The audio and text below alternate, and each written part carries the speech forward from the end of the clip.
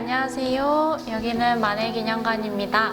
오늘은 만해기념관 관장님, 저희 전보상 관장님과 님의 침묵 정본에 대해서 이야기 나눠볼 텐데요. 저희 전보상 관장님, 안녕하세요. 네, 수고했어요. 네, 관장님 오늘은 특별히 님의 침묵 정본에 대해서 이야기 나눠볼 텐데요. 1978년, 지금으로부터 벌써 한 30여 년 전에 40년. 40여 년 전에 님의 침묵 정본을 만드실 계획을 세우셨다고 해요. 그때 당시가 만해탄생 100주년 기념 논총을 제작하려고 했던 시기였는데요. 혹시 님의 침묵 정본을 제작하려고 결심하신 계기가 있을까요? 예, 1979년이 만해탄생 100년이에요. 그 100년을 기념해서 무엇을 할 수 있을까 하는 것을 생각하다가 한용운의 그 지금까지 연구된 성과물을 모아서 기념 논총집을 만들어야 되겠다 생각했어요. 그래서 그걸 열심히 하고 열심히 자료를 모으고 했는데, 자료를 모으다 보니까 그 당시에 님의 침묵 시집이 시중에서 유통되고 있는 판본들, 그게 꽤 많더라고요. 그래서 이게 도대체 얼마나 될까 하고 모아보니까 48종이나 돼요. 그 책을 다 이렇게 모아놓고 보니까, 비교를 해보니까 그 시의 그 구절이 달라요. 그래서 보니까 오자도 있고 탈자도 있고 뭐 여러 가지 맞춤법이 틀리기도 하고 뭐 이래서 그 굉장히 문제점이 많다는 걸 발견하게 됐어요. 그래서 이대로 둬서는 안 될 것 같고 원전 텍스트를 중심으로 하는 그 시집을 다시 만들어야 되는데, 그걸 정본이라고 하자. 그래서 님의 침묵 정본 텍스트를 만들기로 마음을 먹었어요. 그래서 그것을 바로잡기 하기 위해서요. 그래서 님의 침묵 정본 이렇게 나오죠. 님의 침묵 정본. 아마 이때만 하더라도 이 정본이라는 말을 쓰지 않았어요. 근데 이 시집의 정본을 처음 이렇게 만들게 됐는데, 이때 이걸 만들고 나니까 화제가 됐어요. 우선 이렇게 그동안에 48개의 그 책들이 많이 잘못되어 있다 하는 거, 시에 있어서는 조사 하나라도 달라지면 의미가 달라지기 때문에 굉장히 중요해요. 근데 이런 것들이 그 화제가 돼가지고 보도가 되기도 했어요. 그래서 이런 것을 책임질 의미에서 정본 텍스트를 만들어야 되겠다, 그렇게 생각을 했어요. 그러니까 원전에 1926년에 나온 초판본 시집하고 같은 그런 그 내용으로 만들어야 되겠다, 그렇게 생각해서 정본 텍스트 작업을 했어요. 관장님의 고민이 많이 담긴 책이었을 텐데요. 기존의 48종에 출판된 님의 침묵과의 차별화된 점은 무엇일까요?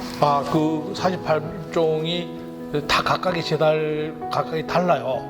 그리고 해석을 또 잘못해서 잘못된 것도 있고, 그래서 그런 것들을 바로 잡아서 원전에 제일 충실한 책을 만들자. 1926년 회동서가에서 나온 님의 침묵, 그 시집에 제일 가까운 시집을 만들어야 된다. 그래서 그걸 정본이라고 해서 그때 이 책을 만들게 됐어요. 가장 신경 쓰신 부분이 있다면 어떤 부분일까요?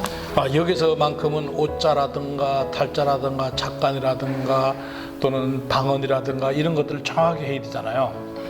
상당히 고민을 많이 했어요. 그래서 그 당시에 대학원생 6명을 동원해가지고 교정을 봤는데, 보통 책이라면 한 2-3번 보면 끝나는데 이거는 6번을 봤어요. 그리고 나서 그 다음부터 이제 현상을 걸었어요. 글자 한자 틀린 거 찾아내면 그 당시에 10,000원 그랬어요. 10,000원이면 지금 10,000원이 아니에요. 10,000원이 지금 아마 한 10만 원도 더 될 것 같아요. 40년 전이니까. 그렇게 해서 그 대학원생들이 열심히 다시 읽으면서 글자 한자 점 하나 찾아내면은 10,000원 현상을 걸고 했는데 3사람이 찾아왔어요.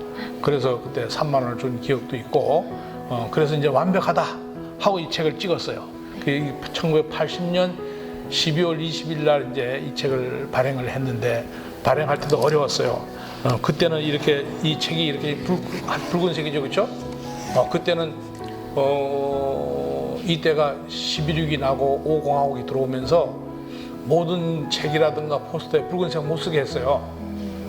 그래서 이 붉은색을 쓰면 안 되는데, 그런 걸 모르고 우리는 원전하고 가장 가깝게 만든다고 해서 이 붉은색으로 표지를 이렇게 포크라스로 해서 이렇게 만들었더니, 이걸 허가를 안 해주더라고. 출판 당국에서 그 계엄사령부에서 이걸 허가를 안 해줘가지고 아주 곤욕을 치렀어요. 그래서 이거를 캄프라치 하기 위해서 케이스를 만들었어요.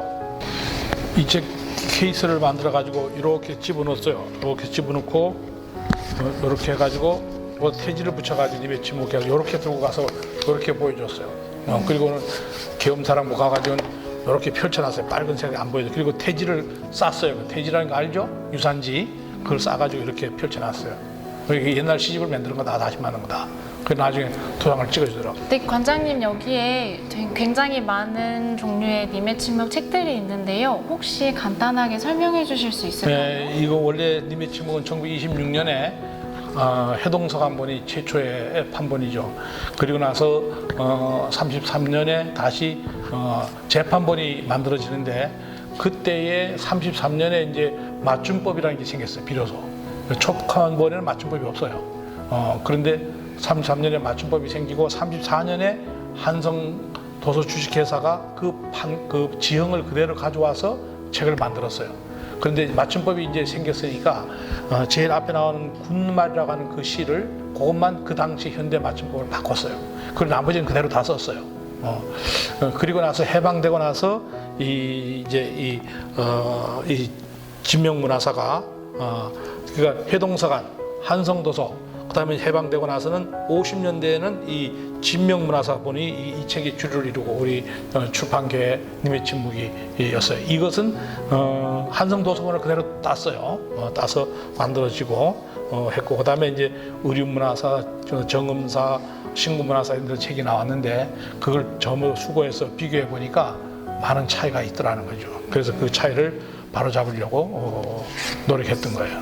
그래서 이 책이 나오고 나서 시집에 있어서의 그 토시 하나가 이렇게 중요하구나 하는 것을 다시 한번 이렇게 일깨웠고 이것을 이 작업하는 것을 본 몇 분이 그 2번 고찰이라는 논문도 쓰고 또 춘향전 2번 고찰 뭐 이런 논문도 나오고 또 서울시 정본집도 나오고 이 정본이라는 시집이 나오기 시작했는데 그 첫 단초가 한용운의 님의 침묵의 정본 텍스트였어요. 그 당시에 만들어진 정본님의 침묵이 아주 원형이 이대로 되어 있습니다. 그래서 요게 님의 침묵이라는 원래 초간본에 있던 그 글자를 그대로 이렇게 한지에다가 인쇄를 해가지고 이렇게 붙였어요. 그래서 처음에는 케이스가 없었는데 이 검열 때문에 케이스도 만들고 태주를 이렇게 해가지고 지금은 알맹이만 있는데 여기 옛날 유산지로 싸가지고 붉은색이 안 보이도록 그렇게 했습니다. 네, 관장님 덕분에 이렇게 님의 침묵 정본에 대해서 오늘 알아보았는데요. 저희 만해기념관으로 오시면 님의 침묵 정본을 직접 보실 수 있으니까 만해기념관으로 언제든 놀러 오세요. 오늘 님의 침묵 정본에 대해서 말씀 나눠주신 저희 만해기념관 관장님께 감사 인사 드리겠습니다. 감사합니다.